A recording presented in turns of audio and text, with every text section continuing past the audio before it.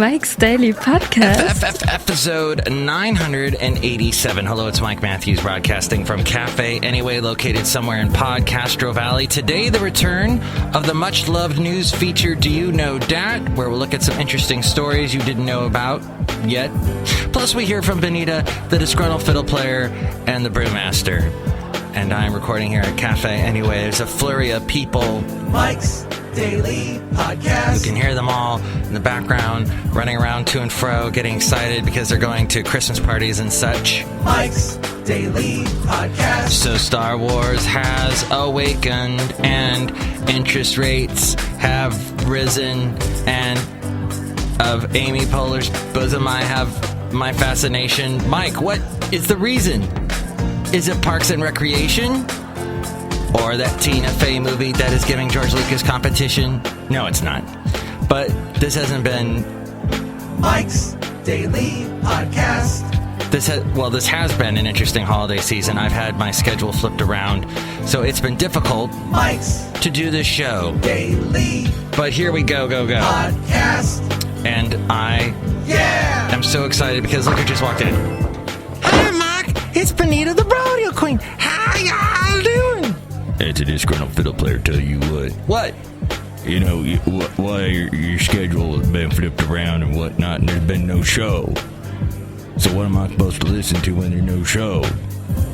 You can always find some radio station that plays conservative talk radio hosts. You enjoy that, don't you? No, wait a minute. You're right. I gotta go listen to one of those. Wait, don't leave yet. No, we've had a bunch of people that have been sick at my job, so I've had to fill in there, and there's just been no time to do the podcast. So it is a daily podcast, and believe me, I should not have named this show that, because it is a guilt that weighs on me heavy when I don't do a show, because it's the name of the show. It's daily. What am I doing? So, but no Haley today, no Kevin, no rain today, but this weekend a lot. And again, my sup pump is still broken, so I work out every other day by scooping out all the water that fills up this 6-foot hole that's supposed to in some way prevent my house from being immersed in water, which I thank this deep hole for that reason. Perhaps I will be buried in that hole someday. Actually, I really wouldn't fit in that hole, so not a good idea. Look who else just walked in. Hello, Mike. I make the root beer. I'm the Brewmaster. Oh, Brewmaster, there's no co-host today for you to try and cut. how about the disgruntled fiddle player? How could you? That's fine. If I cut, do I not bleed? That's a good question. Mike, tell me more about why you didn't do the podcast. I'm really upset, y'all. Benita, see, I've had an ambivalence about the podcast lately, because I know I do this show, and it requires a lot of work, and I realize, here's the thing, is I look around and I see podcasts, everything has to fit a label, everything has to be defined, like, everything needs an adjective to fit it just so. So, like, this show has to be about sports, or has to be about news, or has to be about business, or health, or money. But it's not. It's not. Is it a comedy? Well, I'm not. If it was a comedy podcast, I'd be cussing every other word, and there's really no cussing on this show. Well, I feel like I could say like a bad word right now. Go ahead, Disgruntled Fiddle Player. I would like to say the word dump. Okay. So, we have this one guy on our show, on one of the stations I work at, named Bill Gunderson. And he's very wholesome fella. It looks like he'll never get taken off the radio because he doesn't offend anyone. And he's all, well, I don't know about these things called apps. I don't know about that. I don't know about when I went to McDonald's the other day, it cost $10 for a burger and for a Coke. That's just not right to me. I don't know. Mark, he sounds great. I'm going to listen to him right now, y'all. Yeah, me too. Let's go, honey. We're in love. And there's a show that I produce, a morning show on one of the radio stations I work for. And the guy brings up a very interesting point, the host today, about since the show originates in the Bay Area, what is the point of living in San Francisco? San Francisco is so expensive. The only people that can live there are these really lucky coders and tech people and people that got apps that bought out and now they're stinking rich, and they're the only ones that can afford to live there.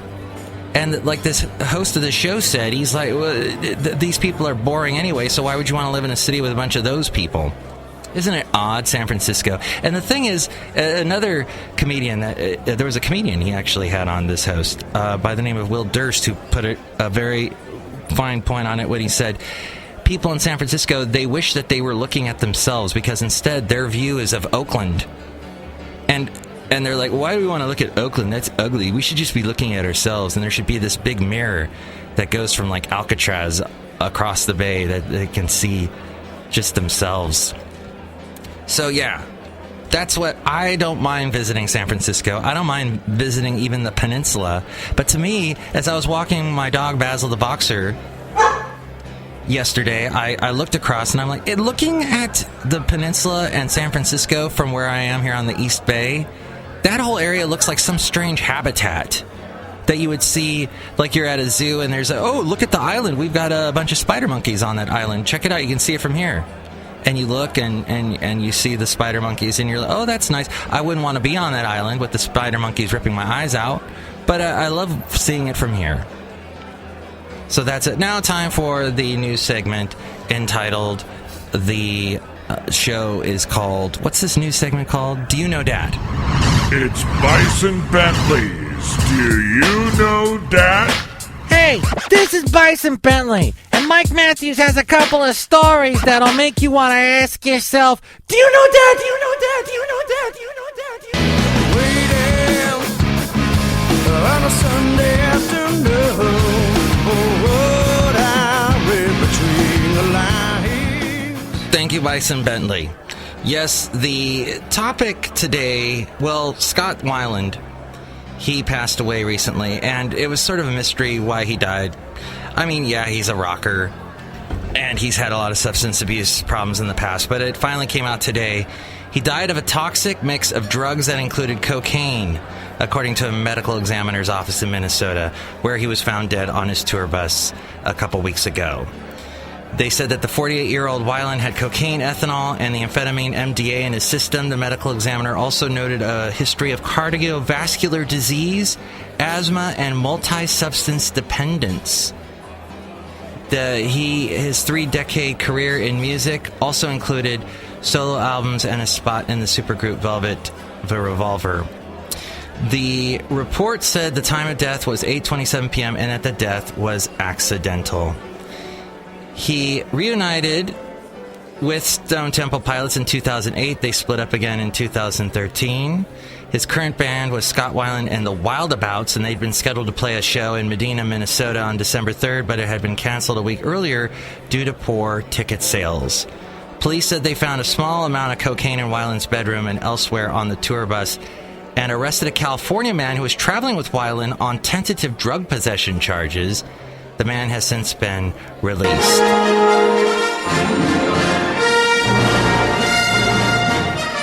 Another interesting story happening right now. You probably are well aware that the new Star Wars movie is out, The Force Awakens. And yes, it is breaking records. How badly is it breaking records? It took in $50 million to $55 million in its opening Thursday night shows. That means it will easily beat the previous Thursday night record of $43.5 million by Warner Brothers' Harry Potter and the Deathly Hallows Part 2. That was back in 2011 in July. The U.S. showings of Disney Lucasfilm's The Force Awakens, directed by J.J. Abrams. That cast includes Daisy Ridley, John Boyega, Oscar Isaac, Adam Driver, and Lupita Nyong'o. And in a sign of sky-high anticipation, the 7th film in the iconic science fiction franchise had set record by selling more than $100 million worth of advance tickets domestically as of Tuesday. The marketing campaign has triggered plenty of pent-up excitement for the return of Luke Skywalker, Chewbacca, and Han Solo, plus the new characters in the storyline, and it carries a production cost of at least $200 million. So that is... I thought this story was going to tell me more about how many other records, because by the time this is done, this is going to break so many records.